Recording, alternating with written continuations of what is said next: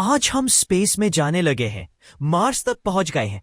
लेकिन सोचिए, अगर एक दिन कोई साइंटिस्ट ये कह दे हमने टाइम ट्रैवल का दरवाजा खोल दिया है, तो क्या इंसान सबसे पहले गलती सुधारने जाएगा या सबसे पहले इतिहास को एक्सप्लॉइट करेगा? क्या कोई हिटलर को जन्म लेने से रोक देगा? अगर वक्त काबू में आ गया तो क्या इंसान भी काबू में रहेगा? यह है धूमकेतु, और हम जानेंगे कि क्या होगा अगर हम टाइम ट्रैवल कर सकें। इंसान ने हमेशा समय को हराने की कोशिश की है। हमने बुढ़ापे से लड़ने की दवाइयां बनाई, मौत से बचने के तरीके खोजे, स्मृतियों को पत्थरों और किताबों में कैद किया। एक अधूरा सपना हमेशा जिंदा रहा, काश हम समय में पीछे जा पाते। भारत की पुरानी कथाओं में समय यात्रा के संकेत मिलते हैं। राजा काकुदमी की कहानी, जहां वो ब्रह्मा के लोक में कुछ समय के लिए गए और जब लौटे तो पृथ्वी पर हजारों साल बीत चुके थे। महाभारत में समय के बहाव का जिक्र, भविष्य देखने की घटनाएं, ये सब इस बात की याद दिलाती है कि इंसान हमेशा से समय को सीधी रेखा नहीं बल्कि एक रहस्यमयी दरवाजा मानता आया है। लेकिन विज्ञान इस दरवाजे को कैसे देखता है? सैकड़ों साल तक वैज्ञानिकों को लगता रहा कि समय एक सीधी सड़क है, आप उस पर सिर्फ आगे चल सकते हैं, पीछे नहीं। फिर आए एल्बर्ट आइंस्टाइन, उन्होंने दुनिया को बताया कि समय कोई अलग चीज नहीं है, समय और स्थान मिलकर एक ही चीज बनाते हैं, स्पेस टाइम।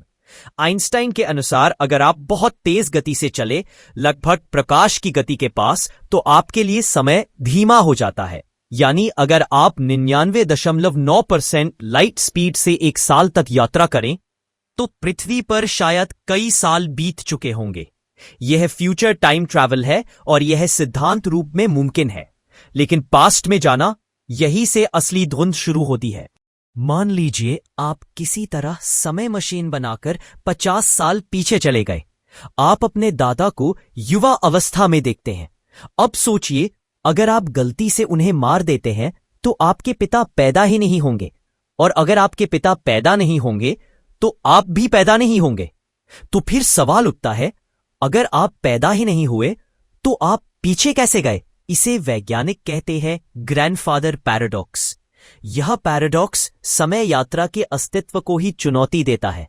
कुछ वैज्ञानिक मानते हैं कि जब भी आप अतीत में कुछ बदलते हैं, असल में आप अपनी टाइमलाइन नहीं बदलते, आप एक नई पैरेलल यूनिवर्स बना देते हैं।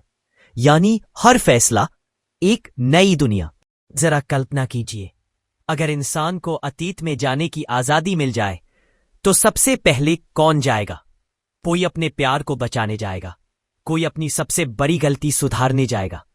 लेकिन बहुत जल्दी वहां वो लोग भी पहुंच जाएंगे जो सत्ता चाहते हैं।